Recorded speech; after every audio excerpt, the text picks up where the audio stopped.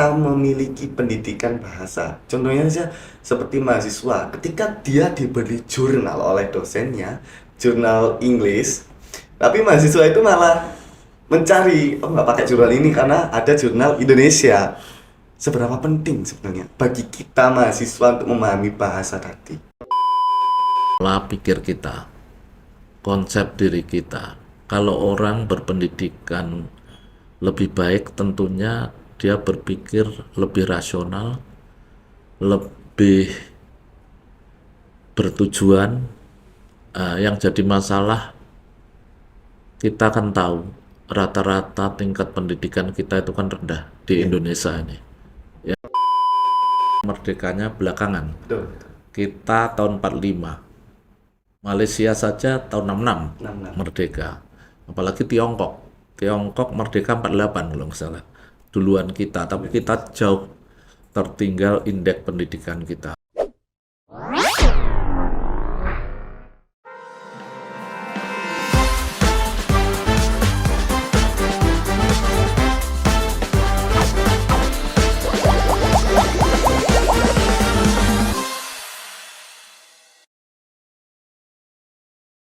Cita-cita adalah keinginan yang selalu ada dalam pikiran dan biasanya mendorong semangat untuk terus berkarir di masa depan dan merupakan target jangka panjang dalam kehidupan. Bertemu lagi dengan saya, Raffi Sulistyo, dalam Talk with Aun. Kali ini kita mengundang narasumber. Beliau adalah seorang rektor di Institut Teknologi Sains dan Kesehatan Rumah Sakit Dr. Supraun Kesdam 5 Brawijaya Malang. Beliau bernama Letnan Kolonel CKM Bapak Arif Effendi, SKES, SH, Advokat, SKEP, Nurse, NM, MKes. Kita sapa dulu narasumber kita hari ini. Selamat datang Bapak di Talk with Aun. Gimana kabarnya Bapak Arif? Alhamdulillah, Sehat sekali baik-baik. Bapak. Lalu tadi kesibukannya apa Pak hari ini? Sebelum Hari datang ke Talk with Aun. ini saya tadi biasa rutin olahraga. Olahraga dulu. Ya, setelah itu ngecek surat-surat yang perlu dilihat, mana yang harus didisposisi Betul. atau mana yang masih bisa ditunda atau dirapatkan Sebelum datang ke sini sebelum Pak. datang ke sini. Ini Bapak Arif Effendi ini sangat suka olahraga sepertinya Pak. Itu sukanya dari lama atau memang menunggu masa tua nih Bapak? Ini olahraga ini kan sama dengan makan. Jadi olahraga ini kebutuhan. Kebetulan. Kalau di dalam ilmu saya itu dulu sekolah awalnya tuh D3 fisioterapi Oh, di D3 Universitas Airlangga. Jadi saya ingat ada teori Luscombe namanya, Ya. bahwa untuk menjaga maintenance tubuh itu paling tidak kita melaksanakan olahraga itu seminggu 2 kali. Seminggu 2 kali. Iya, Catatan penting buat teman-teman. Olahraga seminggu 2 kali. Ini saya yang muda aja seminggu kadang nggak pernah olahraga Bapak. Jadi malu saya ini. iya. Saya cuma ini aja mengikuti teori yang sudah diberikan oleh guru saya, almarhum Dr. Tamrin Sam Hamid, spesialis rehabilitasi medis Rehabilitasi medis. Di mana dulu Pak? di Universitas Airlangga. Oh, di Airlangga itu. Iya. Oh, iya Bapak. Bapak Arif, mungkin bisa diceritakan perjalanan Bapak Arif Effendi dari D3 fisioterapi hingga mempunyai disiplin ilmu yang tadi saya sebutkan tuh lumayan panjang gitu Pak. Dan sekarang hingga di usia Bapak yang saat ini itu menjadi rektor di salah satu perguruan tinggi di Institut Teknologi Sains dan Kesehatan Dr. Supraun. Gimana itu Pak ceritanya? Jadi sebenarnya itu perjalanan hidup yang tidak sesuai rencana sebenarnya. Itu. Saya ini kan seorang tentara, Iya. jadi mikirnya pada saat itu ya jadi tentara yang profesional. Tapi ini karena takdir juga, atau mungkin usaha-usaha saya yang saat ini saya itu di setiap daerah tempat saya bekerja itu saya kadang-kadang pengen menumpahkan energi saya dalam bentuk apa? Ya sekolah. Pendidikan tadi, Pak. Sekolah waktu itu saya itu bingung sekolah apa gitu. Sering nyoba-nyoba mana yang tepat untuk bisa dipakai saya supaya berkarya dan bermanfaat di masyarakat. Itu aja niatnya. Jadi saya dari D3 dulu di Kodam 3 Siliwangi, kemudian berpindah di Papua. Saya sekolah waktu itu sekolah hukum tapi belum selesai. Belum selesai. Nah, terus saya lanjutkan di sini. Saat itu saya double sekolah, jadi sekolah Eskop sama sekolah hukum. Langsung 2, Pak. Double Langsung degree. langsung beda beberapa saat lulusnya. Ini sepertinya kalau Bapak Arif ini bisa, saya sepertinya harus bisa ini, Pak. Harus menjadi- bisa. Anak muda kan lebih energinya lebih banyak dan Siap. cari itu referensi ilmu kan lebih mudah saat ini. Dengan Mbah Googling aja udah selesai itu. Kalau dulu di eranya Bapak Arif itu kan sulit, nggak ada Bapak Google. Itu Bapak Arif suka membaca kah atau Iya, saya itu di Gramedia itu hafal. apa? Hafal tempat buku sampai. Mana buku pelajaran SMA, mana teknologi, mana hukum, mana kesehatan, sampai hafal. Ini brand ambasador Gramedia sepertinya masuk di Pak Arif ini. Sampai hafal Gramedia gitu, Bapak. Terus Bapak Arif, apa motivasi Bapak untuk terus berkecimpung di dunia pendidikan? Sebenarnya awalnya dulu waktu saya Letnan 2 di rumah sakit tingkat 2 Dustira. Saat itu saya sudah mulai mengajar. Kalau waktu itu kan D3 bisa mengajar D3. Saya ngajar waktu itu di Unjani. Di Unjani itu ada D3 keperawatan saat itu. Unjani itu Universitas Jenderal Ahmad Yani punya Yayasan Kartika Eka Paksi, jadi punya Angkatan Darat. Saya ngajar D3, dalam hal ini adalah ngajar kebutuhan dasar manusia. Ingat saya itu mengenai istirahat dan tidur. Istirahat Gitu. tidur. Ini ilmu-ilmu yang berkait dengan ilmu saya kan fisioterapi gitu. Iya, diagram Maslow itu, Pak. Ya? Iya, itu termasuk bagian daripada dasar ilmu semua, ilmu kesehatan semua harus pakai Maslow kan. Iya. Ada tingkatan, 5 tingkatan itu. Lalu akhirnya Bapak dari Unjani itu kok bisa sampai Supraun ini gimana, Pak? Ya, awalnya saya kan di Papua, Ya, kemudian dipindah ke Jember. Sebenarnya Jember itu di rumah sakit tingkat 3 ya. atau tipe C kalau sekarang itu. Nah, saat itu saya sebenarnya sudah nggak mau di pendidikan sebenarnya. Saya hanya pengen mengulas ilmu yang sudah saya dapat, yang selama ini saya tinggalkan. Jadi memperkuat ilmu fisioterapi, kemudian kalau bisa praktek gitu. Makanya waktu itu saya begitu dipindahkan ke rumah sakit Supraun Malang, sudah saya maunya ya di klinik fisioterapi. Gitu. Fisioterapi. Punya cita-cita, sudah buka klinik fisioterapi dan memperdalam ilmu. Ternyata waktu itu dipaksa untuk pindah di Poltekkes karena jabatan K-Instal Rehab Medik itu harus diganti orang lain gitu. Sehingga saya waktu itu tanpa jabatan di Poltekkes, jabatan yang tidak generik, karena jabatan generik di situ itu kan direktur, wakil direktur dan lain sebagainya. Iya, tuh. Saya diangkat jadi sekretaris Sekretaris direktur. direktur. Sekretaris rektor gitu, Pak. Bukan, Bukan. sekretaris direktur. Waktu itu kan politeknik. Oh, Politeknik. Jadi yang tertinggi pimpinannya adalah direktur. Direktur. Nah, sekretaris lah itu saya dapat ilmu. Segala sesuatu surat itu lewat saya pelajari sehingga jadi agak mahir gitu. Ini berarti belajar dalam setiap waktu dan kapanpun gitu, Pak ya? Iya. Betul.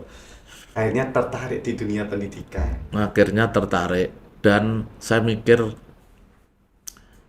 waktu itu saya membaca rencana pembangunan jangka menengah, jangka pendek, jangka panjang dari Kemenristek-Dikti Ya. yang sekarang namanya Kemendikbud. Itu salah satunya adalah Indonesia ini pada taraf pendidikan itu termasuk rendah rata-ratanya. Jadi indeks pendidikan nasional atau IPN kita itu rendah dibanding dengan negara-negara Malaysia, apalagi Singapura. Masih serumpun berarti. Iya, padahal negara-negara itu kan negara yang merdekanya belakangan. Betul.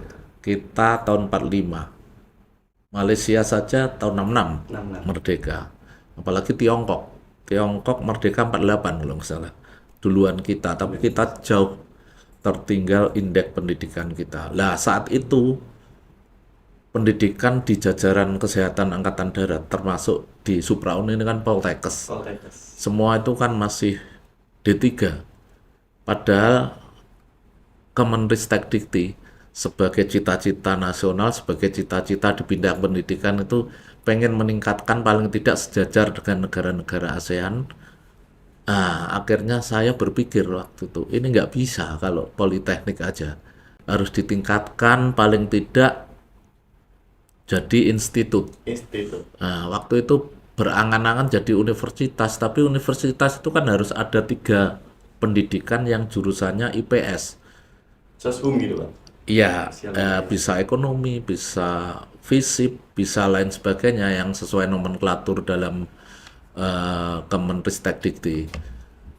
Akhirnya saya ambil jalan tengah sehingga saya tidak mau institut yang hanya ilmu kesehatan. Artinya rumahnya itu agak luas. Namanya Institut Teknologi, jadi bisa teknologi, kemudian bisa sains, bisa kesehatan sebagai cikal bakal kita. Nanti kalau sudah punya kekuatan secara ekonomi ya kita kembangkan menjadi universitas.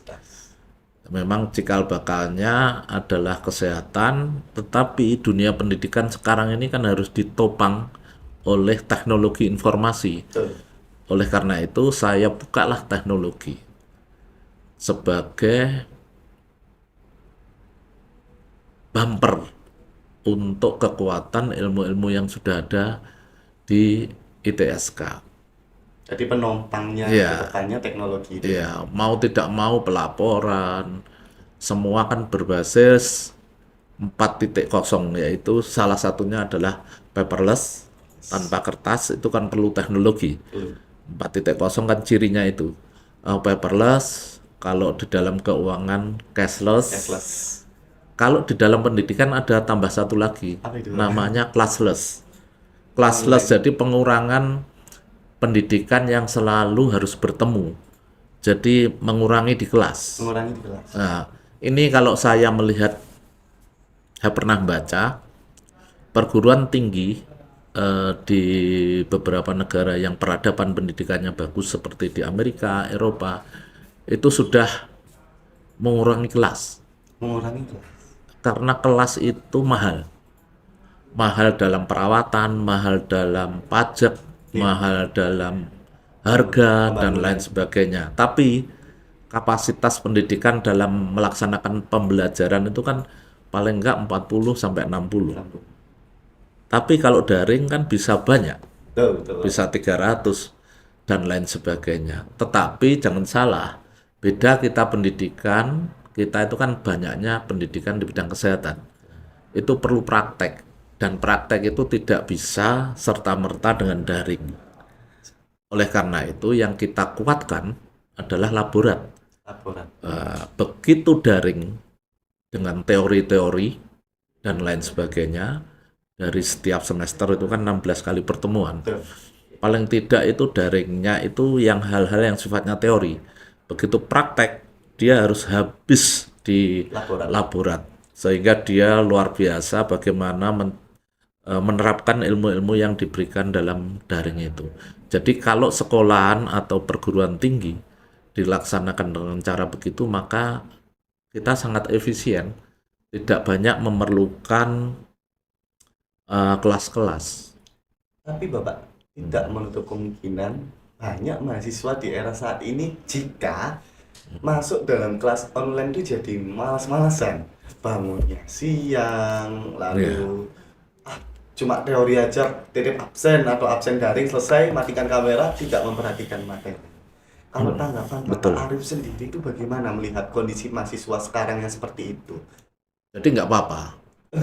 Fenomena itu kan pasti ada negatifnya. Ada negatif. Jadi kita sekarang dunianya kan dunia efisiensi. Saya bilang kenapa memang itu tidak efektif, saya katakan. Tapi tujuan sesuatu hal itu kan harus dicapai dengan efektif dan efisien. Tapi sekarang lebih dominan efisien saya. Kenapa pakai daring? Kalau itu ada ekses lain seperti daring dan lain sebagainya.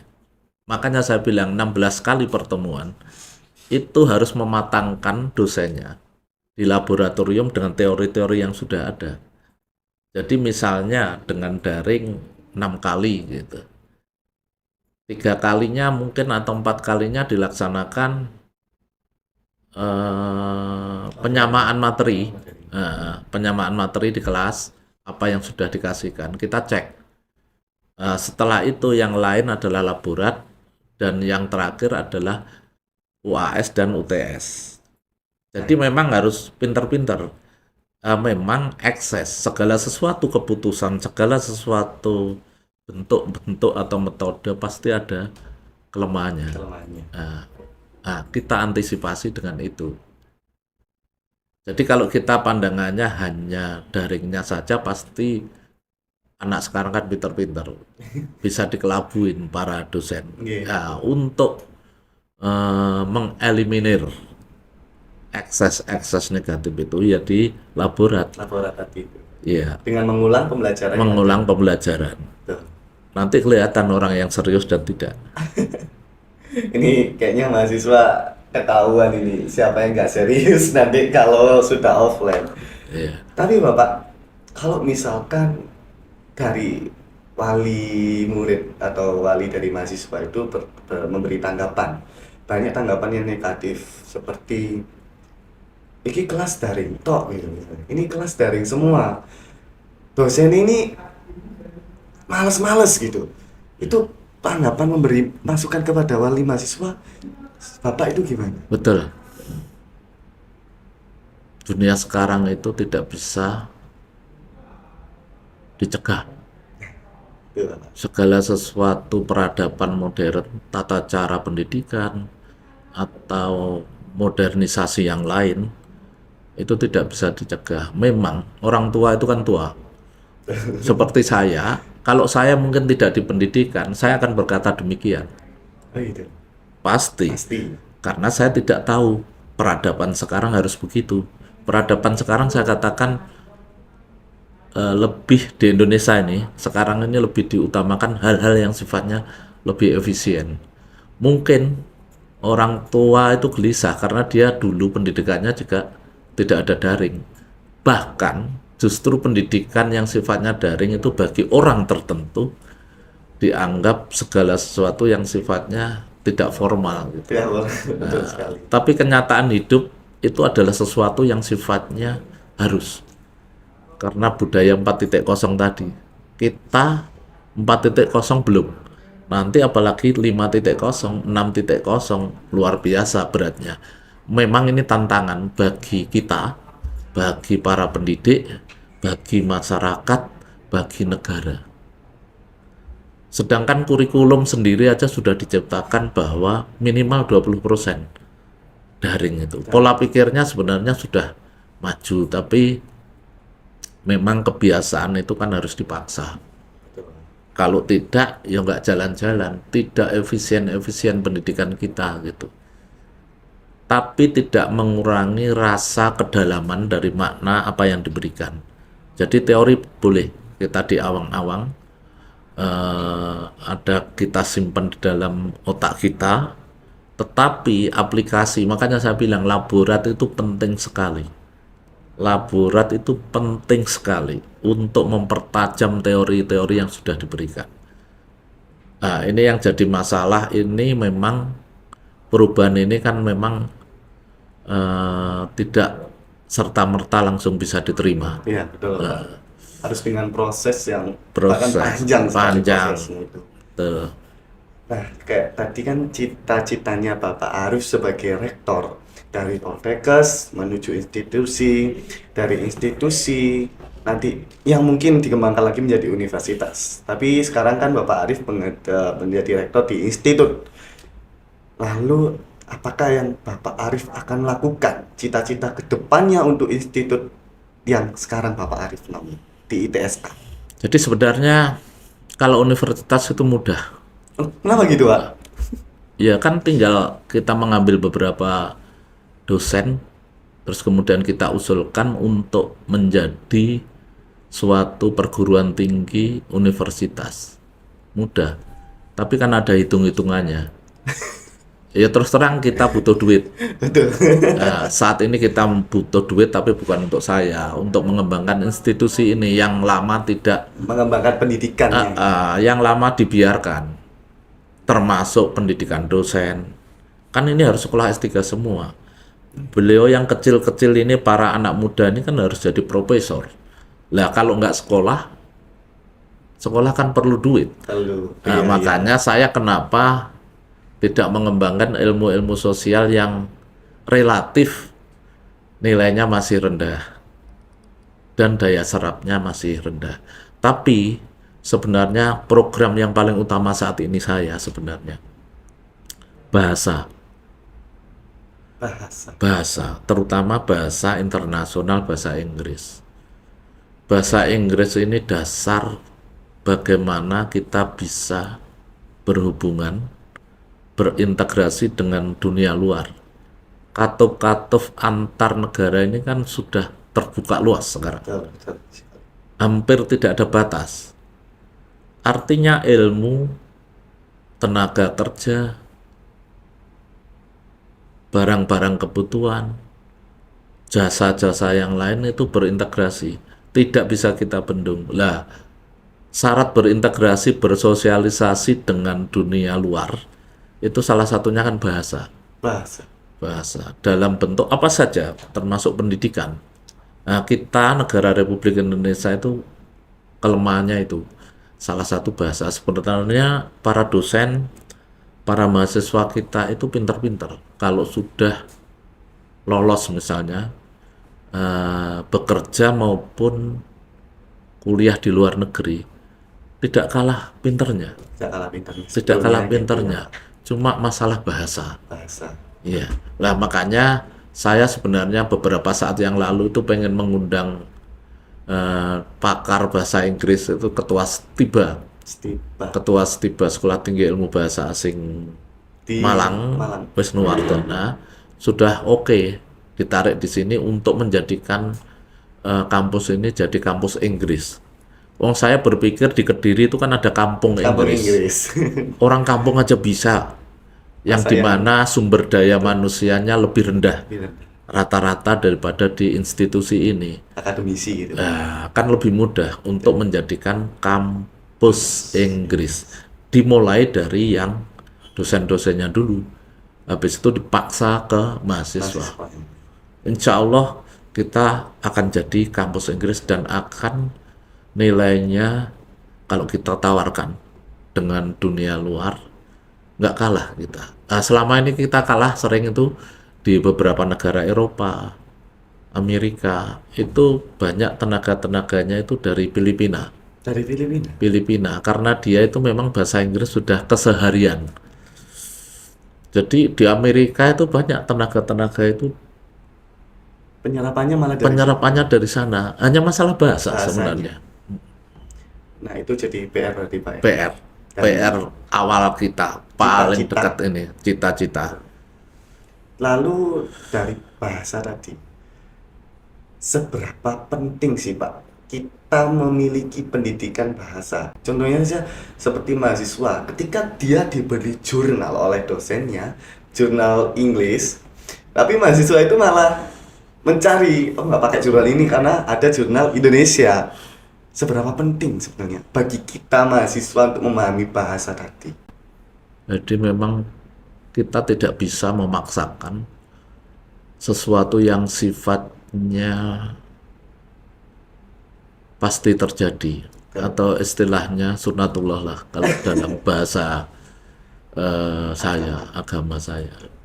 Itu kan, kalau saya itu orang desa ya, jadi dulu itu integrasi kita atau sosialisasi kita atau interaksi kita dengan dunia lain itu di desa itu kan mula-mula hanya antar desa, antar kecamatan. Sekarang kan mulai antar provinsi, antar negara bahkan.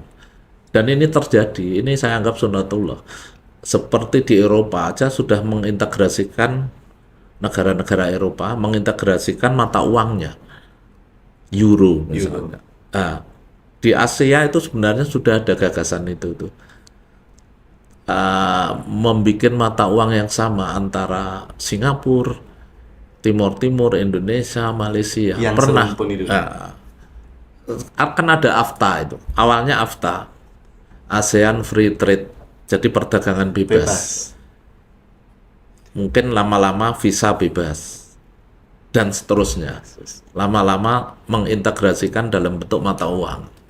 Nah, dari situ itu kan hukum alam itu yang tidak bisa dibendung, termasuk interaksi dalam ketenaga kerjaan, baik tenaga kerja yang sifatnya teknik maupun kesehatan. Jadi kalau tidak disiapkan interaksi dengan simbol-simbol bahasa, bagaimana kita bisa berinteraksi? Iya. Tapi di ITSK sendiri, selama ini apakah sudah ada pembelajaran bahasa khusus, pendidikan bahasa? Jadi ada mata kuliah bahasa yang dimana itu di dalam kurikulum yang distandarkan itu tidak ada, kita tambahi sendiri dan bisa memilih. Ada bahasa Cina, bahasa Inggris, bahasa Jepang, dan Perancis kalau nggak salah. Prancis ada juga ternyata. Ada. Nah, jadi nanti milih. Itu sudah dikurikulumkan muatan lokal kita agar apa, menyiapkan, tetapi belum maksimal memang. Harusnya memang menurut saya dimulai dari bahasa Inggris dulu aja lah. Mungkin dosennya kalau ngajar ya sedikit-sedikit bahasa Inggris, kalau namanya belajar kan itulah modifikasi sedikit-sedikit sehingga lama-lama pengenalan itu baik gitu. Apalagi kan kesehatan tuh rata-rata full Inggris, nama tulang. Ya, Pak ya. Iya. Tapi kalau misalkan tadi Bapak mempunyai impian yang tinggi tadi, tentunya kita perlu berpendidikan dari yang tingkat SMA, lalu lanjut kuliah, dari tingkat SMK lanjut kuliah. Seberapa penting sih Pak pendidikan untuk mewujudkan cita-cita kita dan impian kita? Jadi pendidikan itu akan membentuk pola pikir kita, konsep diri kita. Kalau orang berpendidikan lebih baik, tentunya dia berpikir lebih rasional, lebih bertujuan. Yang jadi masalah, kita kan tahu rata-rata tingkat pendidikan kita itu kan rendah di Indonesia ini. Yang saya katakan pada awal tadi, kita jauh dengan indeks Malaysia, ya. Jadi kadang-kadang membawa sesuatu ilmu yang sifatnya baru itu tanggapannya kadang-kadang berbeda karena tidak punya konsep berpikir yang Realistis. ilmiah, rasional, yang dimana memang perjalanan kita, nenek moyang kita kan memang didahului pada hal-hal yang irasional kadang-kadang. Itu juga menjadikan sulit. Makanya pendidikan itu memang hasilnya tidak seperti pembangunan di bidang yang sifatnya fisik. Hasilnya memang intangible, Iya. sulit dilihat, sulit disentuh gitu. Tapi hasilnya ada sebenarnya, efeknya ada gitu. Tapi Bapak menanggapi kurikulum yang sekarang nih Bapak, Iya. Merdeka Belajar. Cita-citanya Merdeka Belajar itu adalah ya belajar, berikan kesempatan mahasiswa selebar-lebarnya sebebas mungkin biar dia bisa berkarya. Tetapi ada sudut pandang yang berbeda. Misalkan ini kan sudah masuk kurikulum merdeka, kata mahasiswa seperti itu. Saya tidak masuk kuliah, saya masuk kuliah, oh saya juga bayar SPP, lulusnya juga saya dapat gelar. Terserah saya, kan bebas. Bagaimana Bapak menanggapi hal tersebut? Padahal cita-cita dari Merdeka Belajar adalah untuk menjadikan mahasiswa lebih berkarya lebih berkarya lagi, dan tidak hanya belajar tentang satu keilmuan saja. Iya, betul. Sebenarnya cita-cita MBKM ini luar biasa. Merdeka Belajar sebenarnya menanggapi masalah yang ada di kita. Selama ini pendidikan dari perguruan tinggi negeri maupun swasta itu tidak siap kerja, banyaknya begitu. Iya. Sehingga sama dengan lulusan SMA gitu. Dia tidak bisa mengaplikasikan di dunia nyata. Oleh karena itu timbul suatu MBKM di mana diisyaratkan di dalam kurikulum itu boleh 20 sampai 60 SKS. Tergantung perguruan tingginya. Tergantung. Iya, mau dibawa kemana. Ini sebenarnya muatan MBKM itu untuk menghilangkan hal-hal yang sifatnya selama ini tidak ini antara dunia kerja dan dunia pendidikan itu tidak match, Kesenjangan gitu. kesenjangan. Jadi misalnya seorang ahli ekonomi gitu, sarjana ekonomi misalnya, dia dijejeli dengan teori-teori prinsip ekonomi, Iya. metode ekonomi, metode yang lainnya atau hukum pasar, banyak dijejeli dengan sesuatu yang Teoris. tidak membumi, tidak membumi. Sebenarnya MBKM itu menjawab pertanyaan itu, sehingga para mahasiswa itu oleh institusinya diberikan 20 sampai 60 SKS untuk magang, untuk bekerja di tempat yang lain, di mana itu diakui sebagai SKS, sehingga dia lebih tahu kenyataan hidup yang ada itu begini, dan bisa secara sadar maupun tidak sadar mengaplikasikan ilmu-ilmu yang diberikan atau ilmu-ilmu yang akan diberikan. Sebenarnya menghilangkan kesenjangan itu. Selama ini kan pendidikan rata-rata dia lulus tapi bingung Mau kemana? mau kemana karena dia tidak terkonsep bekerja. Ini yang salah. Nah, MBKM adalah menyelesaikan hal-hal yang demikian. Tapi untuk masuk ke dalam MBKM tersebut perlunya kayak misalkan magang merdeka, pertukaran mahasiswa merdeka, itu masih dipilih dan diseleksi. Tetapi dalam tanda kutip di situ ada tanda merdekanya. Harusnya dilakukan bebas nggak sih Pak? Atau memang ada prosedur khususnya di situ? Jadi gini, nanti supaya tidak ngawur, memang ini kan termasuk sudah lama tapi ya dianggap baru juga. Iya.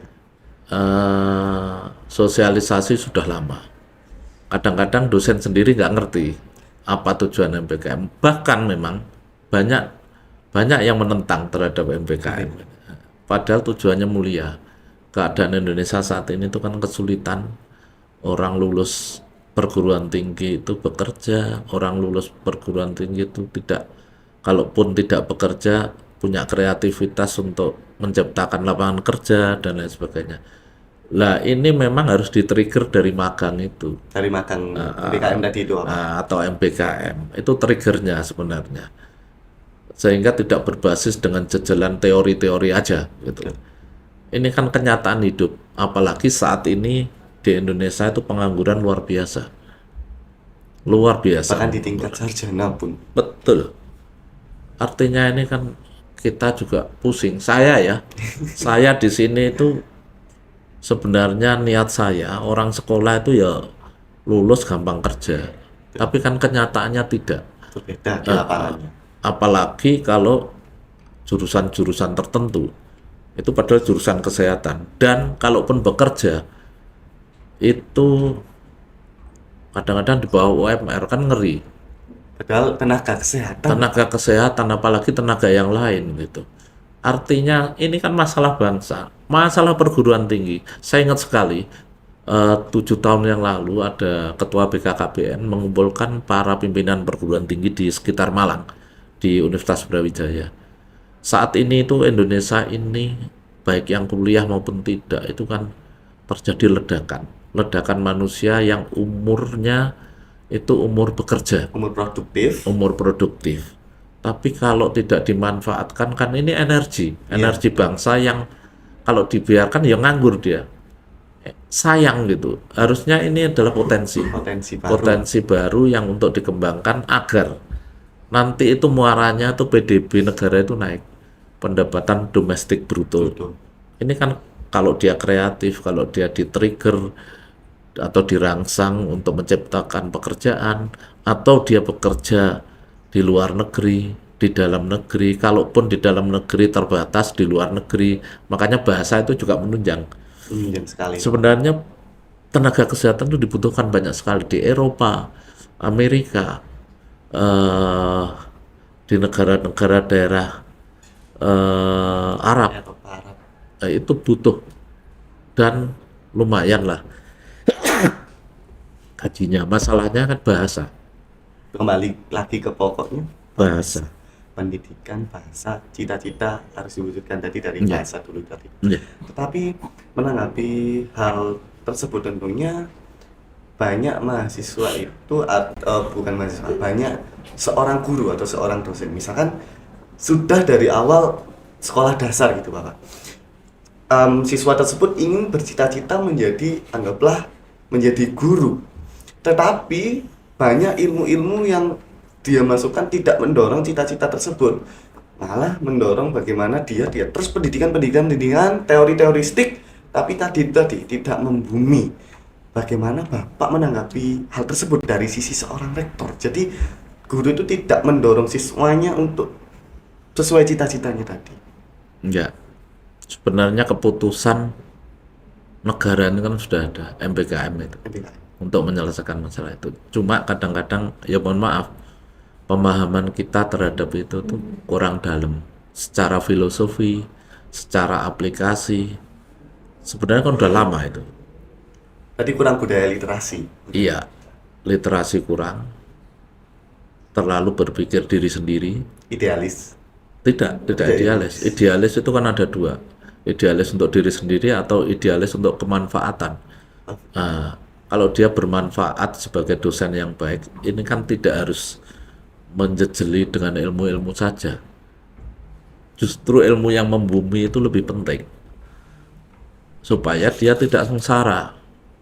Masa kita seneng kalau anak kita ilmunya tinggi secara teori tapi tidak bisa dipakai. Tidak bisa dipakai. Nah, ilmu itu kan harus dipakai, muara terakhirnya. Dia realisasikan. Iya. Gitu ya, Pak. Nah, itu yang kadang-kadang kurang, kesadaran itu. Sehingga pekerjaan ini sebenarnya pekerjaan yang paling berat itu di wilayah Warek 3 atau Warek 4. Bagaimana para mahasiswa ini lulus bisa mengaplikasikan ilmunya atau bisa bekerja lah. Itu yang paling berat. Itu kan tidak punya pola. Beda dengan kurikulum, polanya jelas. Iya. Seorang perawat, seorang fisioterapi, seorang bidan, jelas. Nah, itu perlu hal-hal yang baru. Bahasa sebagai penunjang supaya dia lepas dari sini gampang kerja. Bahasa, kemudian literasi yang lain, hubungan luar negeri, wawasan, Itu sangat penting. sangat penting. Terus mungkin motivasi Pak sekarang. Dulu Rami. Mungkin dan silakan.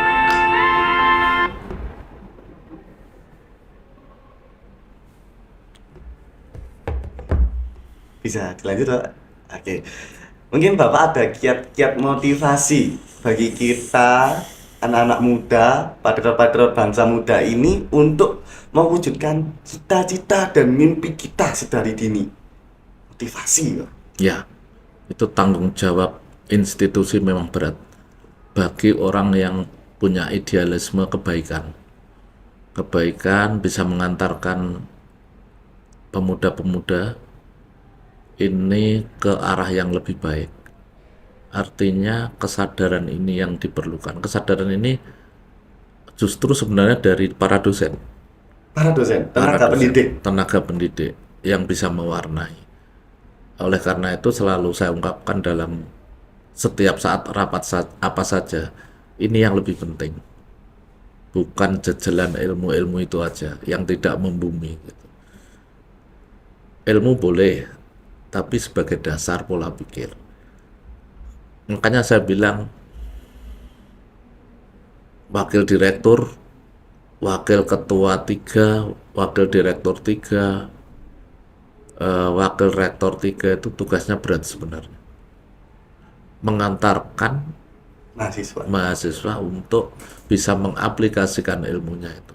Itu tanggung jawab kita sebenarnya. Itu sudah disampaikan beberapa saat yang lalu waktu saya pertemuan dengan Kepala BKKBN Pusat. Perguruan tinggi punya ikut andil dalam menyelesaikan masalah ini. Bonus demografi saat ini luar biasa. Kita dianggap negara yang potensi untuk hebat, 5 besar di dunia.